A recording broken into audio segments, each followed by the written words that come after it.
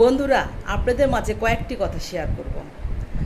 আপনার নিচু কোনো কর্মচারী বা কাজের লোক যদি বাড়ি থেকে একবার রাগ করে চলে যায় বা আপনার সাথে গণ্ডগোল লাগে বাড়ি থেকে চলে গেছে, তাহলে কিন্তু তাকে যদি ফিরাই নিয়ে আসেন তাহলে কিন্তু সমস্যা আছে কিন্তু। আর যদি না আপনার উপর অভিমান করে না অভিমান করেনি কিন্তু আপনার সাথে আপোষ মীমাংসা করে বলছে যে আমার বাড়িতে সমস্যা আছে, আমি যাব, বাড়িতে যাব, আমার বাড়িতে কাজ আছে আর আছে, এরকম করে যদি কোনো কথা বলে দেওয়া যায়, তাকে যদি ফিরিয়ে নিয়ে আসেন তাহলে আপনার কোনো ক্ষতি হবে না। আর যদি আপনার উপর রাগ করে অভিমান করে গণ্ডগোল করে ঝগড়াঝাটি করে চলে গেছে, আপনার নিচু কর্মচারীরা চলে গেছে, তাদেরকে যদি আপনি যদি নিয়ে আসেন, আপনার কোনো না কোনো ক্ষতি করার জন্য সে আপনার কাজে আসবে। আর ক্ষতি না করে কিন্তু বাড়ি থেকে বের হবে না কিন্তু।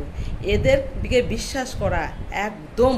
গিটগিটি পোকা চেনেন? গিটগিটি পোকা যেমন ক্ষণে ক্ষণে রং বদলায়, ঠিক এরকম এরাও ক্ষণে ক্ষণে রং বদলায়।